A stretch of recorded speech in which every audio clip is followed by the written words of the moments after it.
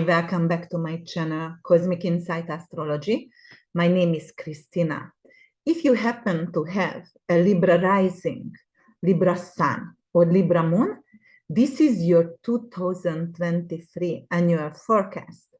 And I would like to actually shed some light for you for all the opportunities and all the challenges that you need to face in 2023. So the sunny side and the sorry side of the aspect of 2023.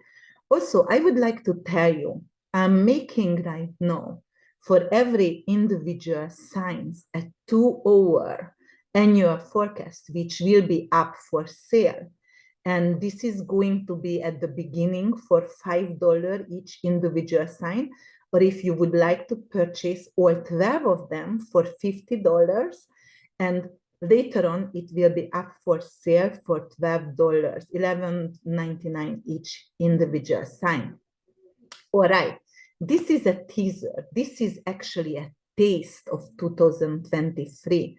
But, you know, I'm still going to talk about a lot of aspects and ingresses, and what I want to tell you in the 2023 annual, which is going to be up for sale. I'm going to dissect every single month, really detailed, all the ingresses, all the asteroids, all the aspects, and the lunation of the month, months by months, everything will be detailed for you. Right now, here is your 2023. Enjoy. All right, let's see. So actually January will be started with Mars going direct January 12th in your 9th house. 9th house ruled by Sagittarius and Jupiter, so it's representing foreign matters, immigration matters, it's representing higher education, older siblings, long distance traveling, and, you know, law as well, and your religion. And Mars was in Gemini for 7 months, so it entered in 2022 August, end of August, went in retrograde October 30th, 2022, and coming out from retrograde January 12th, 2023. But it will be in shadow till March, and it's going to ingress Cancer in March 24. So you see, 7 months. It's really exceptional. You know, like, come on, it's like a long time Mars to be here. And 9th house is foreign matters, so you might have to revisit it, some kind of issue with immigration situation, with your passport, with your green card, with your citizenship, if it has to be, if you are living in a foreign country, or, you know, if you are applied for citizenship somewhere. Or it could be some kind of issue with your higher education. Maybe you needed to doctorate or a master degree, and somehow it didn't go through. But because of Mars is going direct over here, Mars is courage, and Mars is endurance also, and Mars is really the warrior within, and the warrior planet, and also very assertive, and you know, it's like full of energy, and it's an enterprise. So here what you have, you are willing to take those what is that study right now, or you are willing to take those exams, and it's gonna go forward, and it's flowing, and it's coming easier to you. So that is good. But, you know, January 1st, let's see here, when we have a lot of planets, a stellium, we call it stellium. So if you have 3 or 4 planets within a house or a sign, we call it stellium. So it's emphasizing actually your 4th house, and it's emphasizing also Capricorn, and it is in Capricorn, Sun, Mercury, Pluto, and Venus. Pluto and Venus in the 4th house. 4th house is your family matters. It is your real estate. It is your home. It is your roots. It is also our grave and ending as well, funerals. So Pluto over here with Venus, and Pluto was here for you for 14 years. So your family had changed already and went through a major transformation. Your family matters. But right now, it could represent like you fell in love passionately with someone and you going to create a family on your own. Look at this stellium, what starts here. And then it could also represent something like in January, like, you know what? I'm going to have all my attention on my home situation, on my living situation. And Venus over here is representing, I need to redecorate my home, restructure my home somehow and make it more luxurious, more beautiful. And also Mercury here, maybe even smarter. Mercury is brain, the way we process information. So I'm gonna create a comfy, smart home for myself. Right, Libras? Okay, all right. So let's move forward and let's talk about Saturn in Pisces because this is big. So every time when a outer planet is moving and ingressing another sign, it is big because it's going to reside for a long time in that house that it's going to ingress in. And Saturn was in your fifth house in Aquarius for a long time. And you have to understand the archetype of the planet and the sign. So in Aquarius, Saturn rules Aquarius. Saturn is the co-ruler of Aquarius with Uranus, the old avatar of Aquarius. And Saturn is structure, restriction, fate,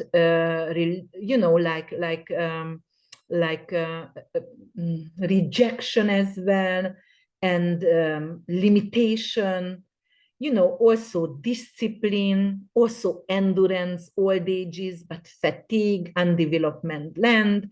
So in Aquarius over here, it was really humanitarian. So it could be like building up some kind of humanitarian structures which could relate to children. So Libra, some of you might have actually have some kind of preschools or like started some kind of a non-profit because Saturn is non-profit. So until Saturn was over here, and because of fifth house is creativity and children, it could represent that. Some of you might have done that. But right now it's gonna go to your sixth house, and sixth house is your work and health.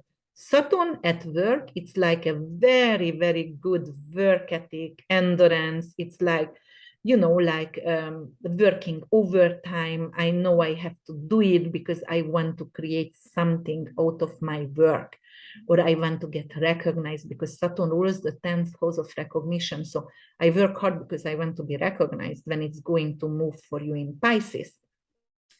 Pisces is ruled by Neptune and ruled by Jupiter. So that is actually, Jupiter is expansion, growth, and the riches, it is generosity, it is abundance. And Neptune rules all the art, filmmaking, music, lyrics, songwriting, manuscripts, and also, like photography, and rules also addictions and illusions and delusions and all the unprivileges. So yeah, every planet has ups and downs, as above, so below. We all actually have, everything is about duality.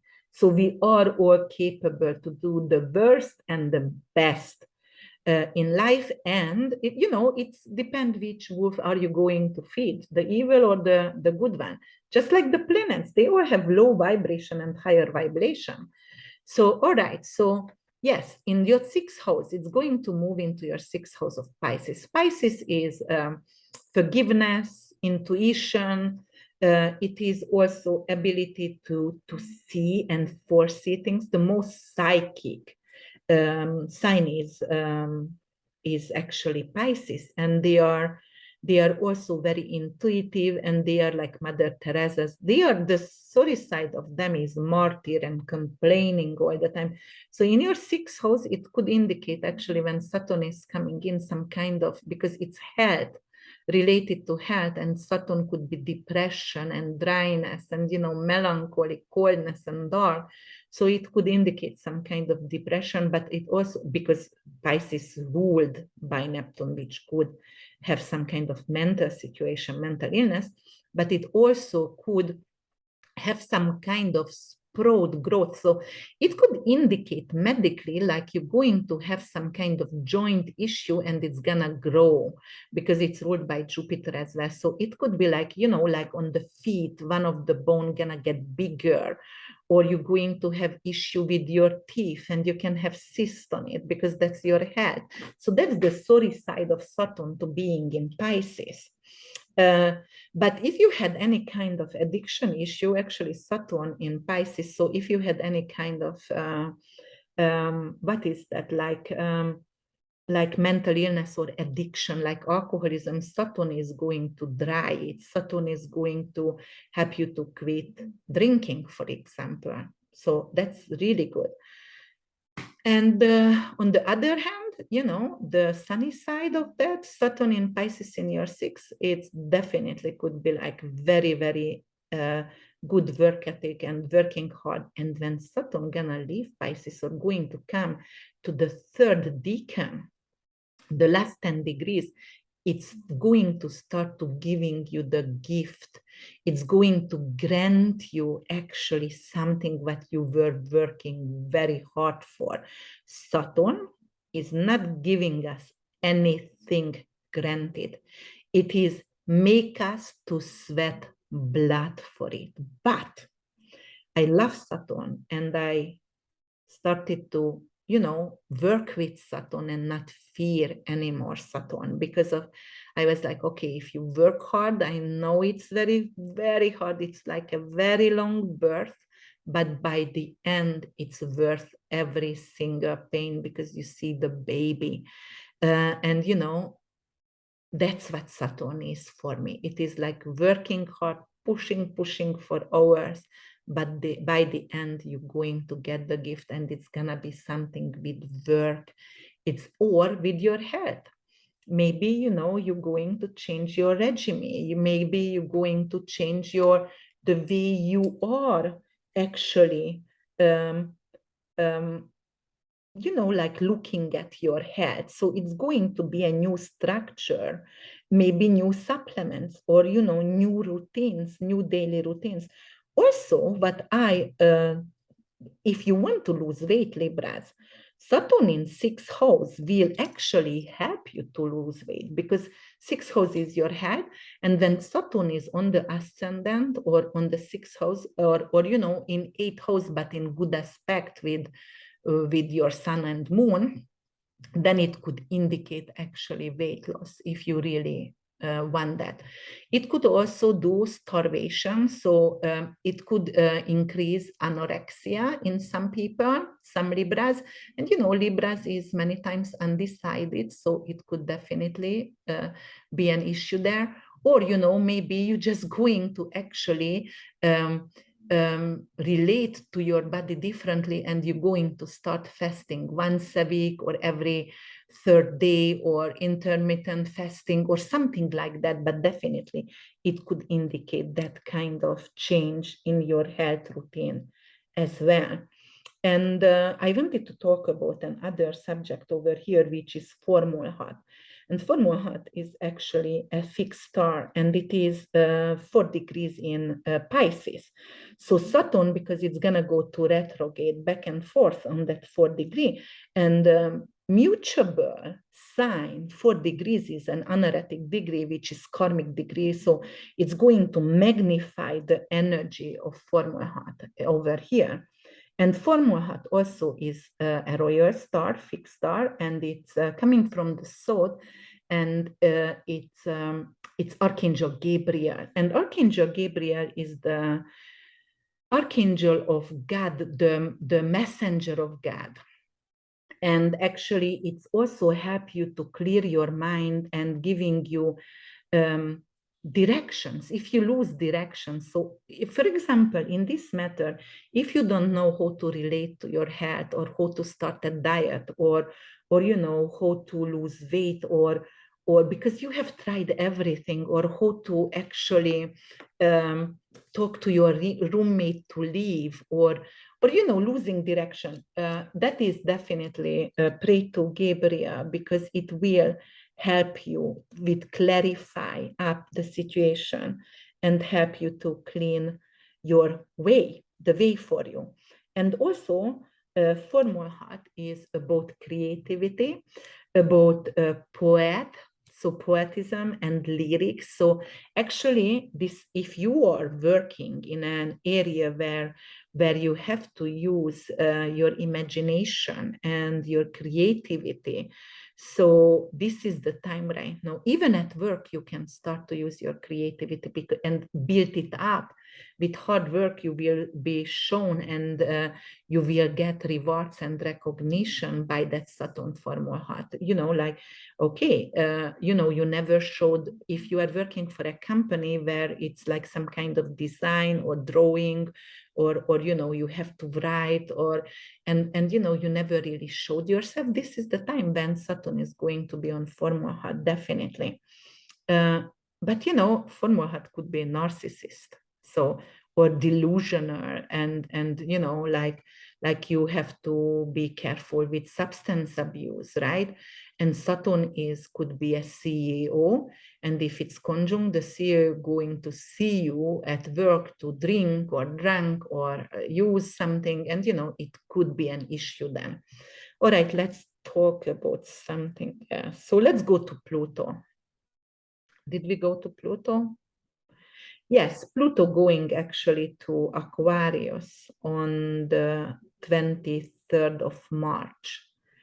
And you know, Pluto also a generational planet. It's a dwarf planet, and actually it takes him to go around the zodiacal cycle 248 years. So it doesn't have the same route as the other planets.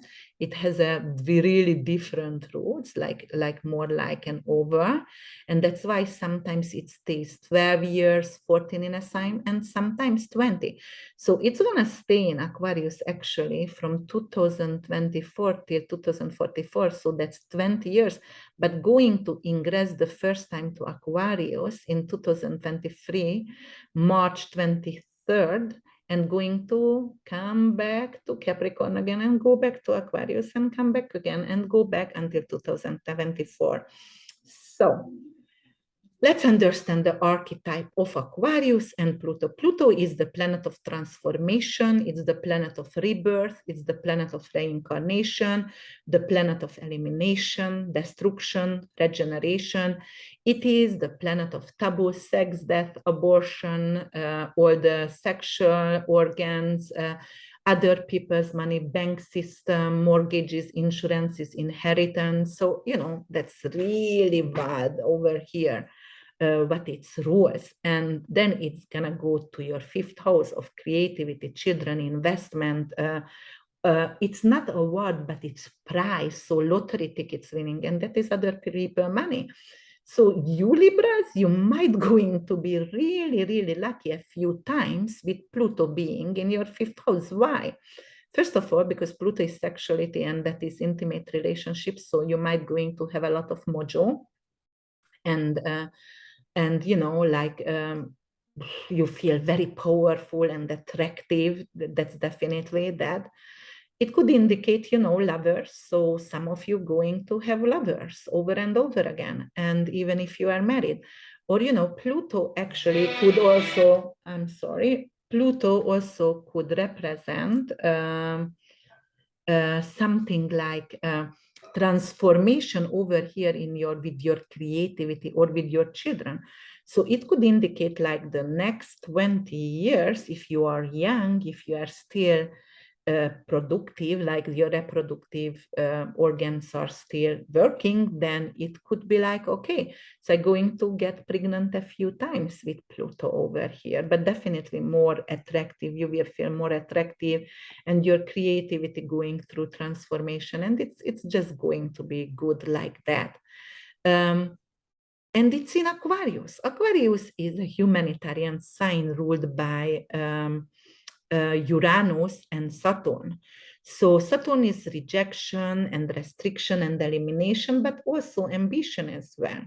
And Uranus is the unexpected, it's the genius, it is the crown chakra connected with the eternal knowledge, with the knowledge from the God. And it's also representing chaos and rebelliousness. So, you know, Pluto over here, it could represent some kind of indicate something with your children. So your children might be really rebellious or in their teenager ages or whatever, but when Pluto gonna come into Aquarius, it's going to help you to transform your teenager children's in a way. Or it could be like,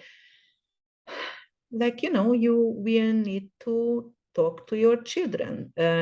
Uranus is the genius and the way of understanding, the way of coping with knowledge and understanding information. And Pluto over there could be something researching, and you're going to help your children with researches, or your children going to be a researcher, or they are in the age right now, because I don't know, maybe you have a big gap between your children, and some of them or all of them gonna go through change, and you have to talk to your children about death, sex, and, you know, reproduction over and over and over again. Or it could be something like a will that is humanitarian, and that is children, and that is will and inheritance. You have to talk about the inheritance.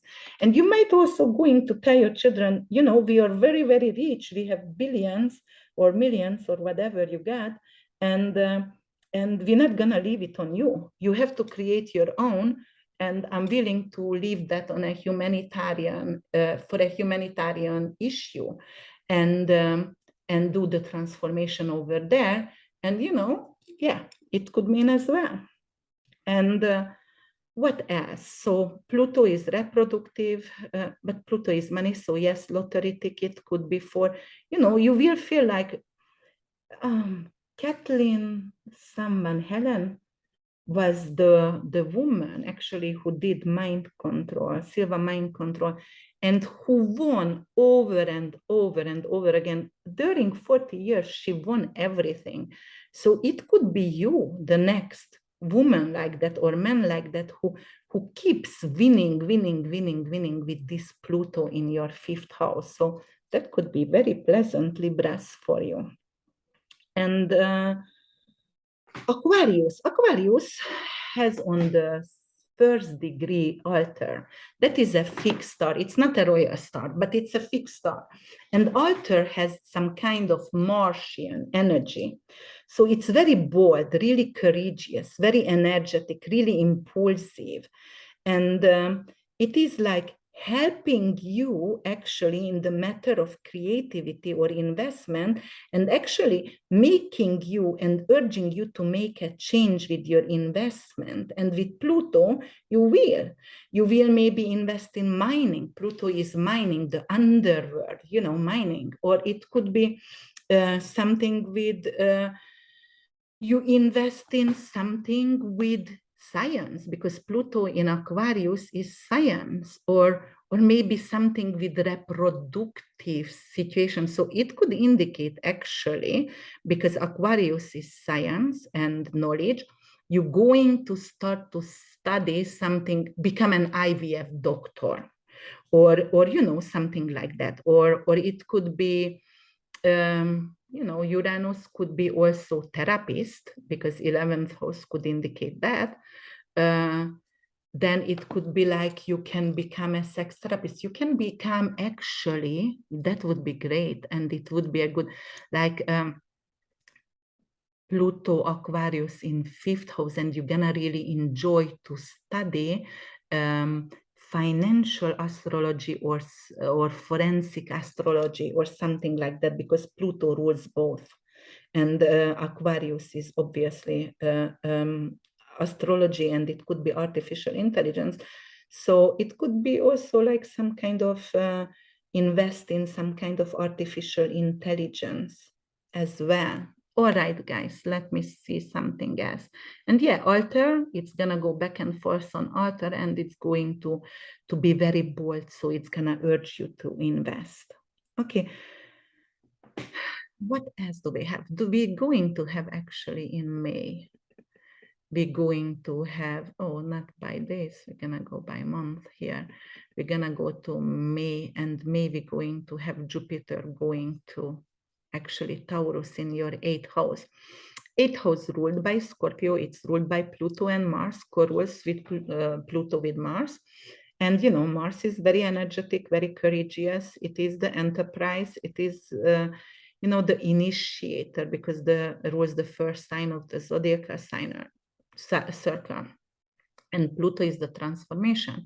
So when Jupiter gonna move into here in Taurus, it will indicate some kind of financial blessing for you, and it's from other people's money. It could be like, I get my mortgage, I get my insurance, I don't have to pay back the PPP loan, I don't have to pay back the what is that, the insurance for the school loan, or you know, things like that. So definitely it could be a forgiveness for loans, or your debts forgiveness over here, and that relief for you.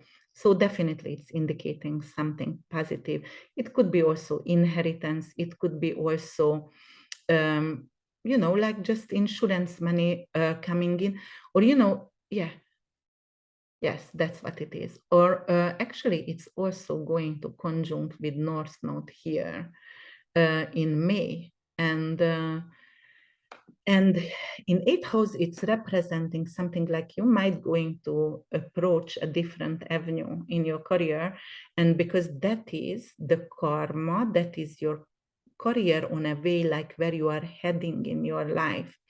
So you might want to actually study something or work in a field which is Taurus-like, so with the field, but also finance as well. So it could be like you're going to be a mortgager or a banker, or you're going to work in a funeral home, or like a surgeon, because it was a surgeon, or with abused children, or abused people, not children, abused people, or you know, it could be sex trafficked people as well, or it could you can work on a field like you became a detective, or you became someone who is you know, have a lot of intuition and insight, a psychologist, a sexual psychologist, a sex therapist as well. It could be that one as well. And then, yeah, so that's good for inheritance and money, and good to find a different purpose, but in that kind of subject what I was mentioned about. And then what I wanted to tell you, I wanted to say the nodes. So the nodes are going to move to Aries and Libra axis. It was in Taurus and Scorpio axis. So the eclipses, we had that Taurus and Scorpio, and the nodes were transiting here for 18 months, because usually the nodes are resides in one sign for 18 months. They are going clockwise, so they are going backward because the other planets going counterclockwise. Actually, the other planets going backwards, and those are going directly clockwise, but whatever. And then it's gonna go to Aries, and it's coming from 0 degree Taurus to 29 degree Aries, and it's going to ingress Aries on July 17. And the nodes are always in axis. So if you have the North Node in Aries, the Libra has to be the South Node. And so they're working in pair. So the North Node actually is Rahu, that's the head of the dragon. That's the avenue that you have to approach. That is the purpose that you have to leave. And South Node is the tail of the dragon, but you have to shed off what you have to leave behind. That's your karma. That is a Saturnian energy, while the North Node is a Jupiterian energy. So in your 7th and 1st house, it's representing you going to peel off your ego with this South Node over here in Libra, and it's going to affect either your sun, moon, or your ascendant, right? on one point, and the North Node, it's the one-on-one relationship. You will need to focus on one-on-one relationship, or your marriage partner, or your significant other, or just your business partner, so or a friend, and it will need attention. They will need attention, and you have to leave your ego behind, and you have to go within and peel those layers off. It's no time right now to be touchy or to be egoist or narcissist. You will need to co-create something. Seventh house, it's like it's working with people together, but it's one-on-one. It's not like a big group, or working on relationships one-on-one.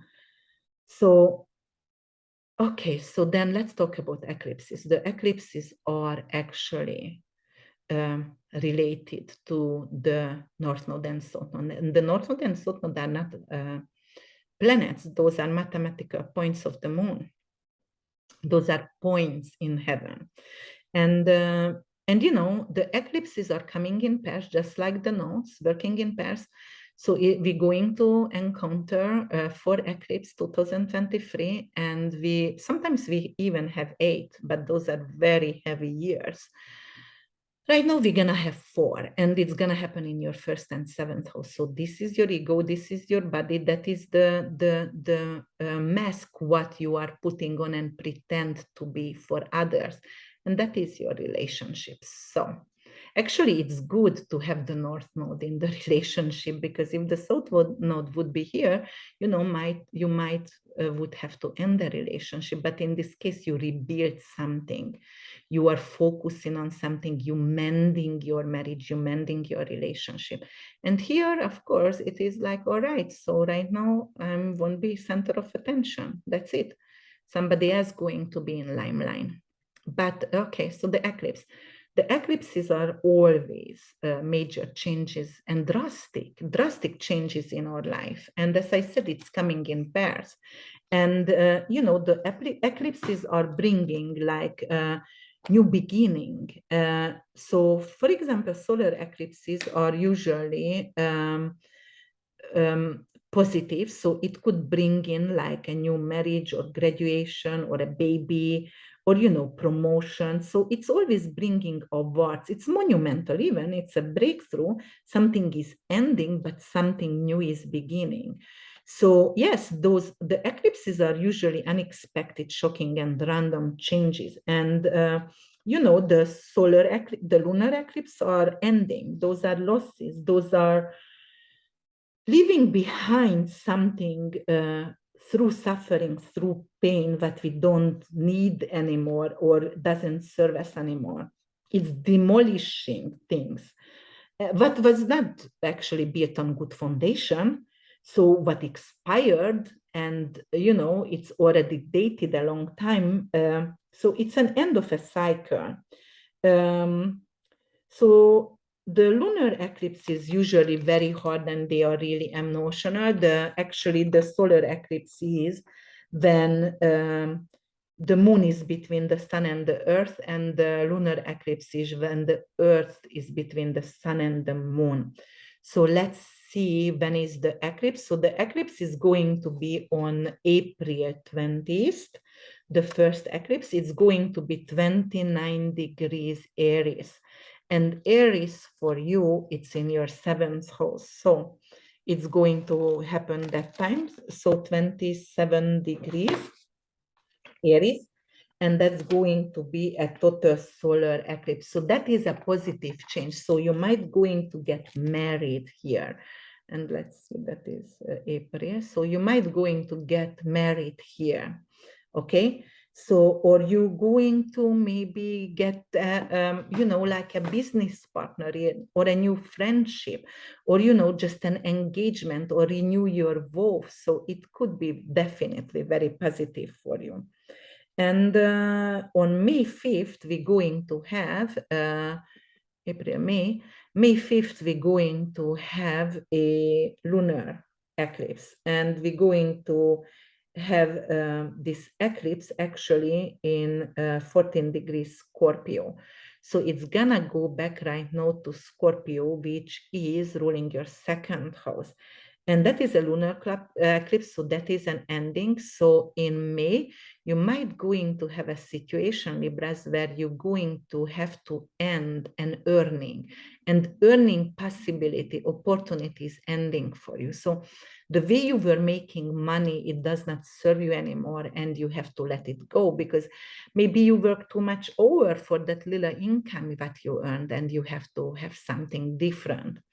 And then let's see the solar eclipse in October. October 14th, you're going to have in Libra. And that's going to be an annual solar eclipse in Libra 21 degrees. So Libra is in your first house over here. So it's everything about you. The lights are on you. And because of you have a Libra rising sun or moon, that eclipse is around your birthday, right? So it is indicating something I'm going to be celebrated, beautified, everything gonna be around me and about me, and I'm going to get pampered and pleasant. So October could be very positive for you, really, really positive. And then end of October, we're going to have a partial lunar eclipse in Taurus. So end of October, it's going to be actually, let's see, not months, but let's go by weeks. That's gonna be the 28th, and it's going to be in Taurus 5th degree. So Taurus rules actually your 8th house of inheritance, pregnancy, for example, but because it's a lunar eclipse, it could be like an abortion or miscarriage for some of you, or it could be like, like finally the inheritance fight with my siblings is over, and I can start, like it's over, and it doesn't drain me anymore, and it could be something positive later on with the next solar eclipse coming in from it, but right now it's ending, it's over.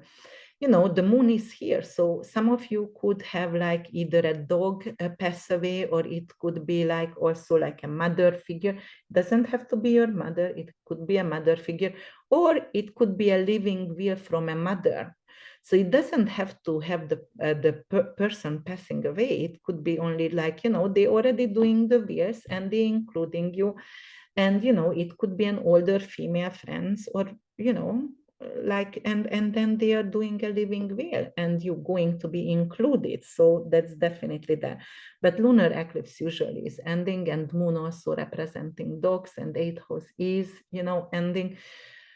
And that's, so yeah, it could be like something like that one as well.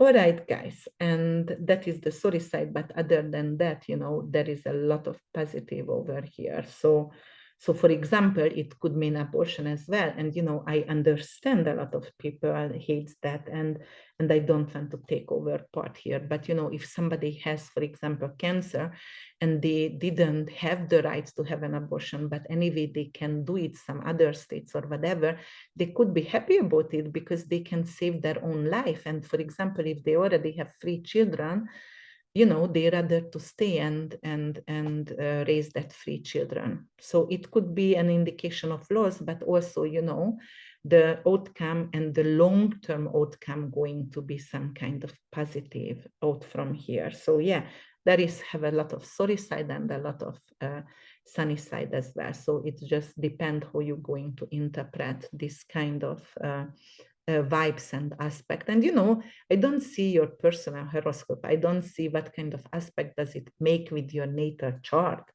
So it is just a general 2023 reading, what kind of opportunities could arise, or what kind of challenges you will need to face, and giving remedies over here. Okay, guys, so you are Libra. You're ruled by Venus. Venus is, you can use jade, white jade or green jade, and it will help you through the year. So definitely use that.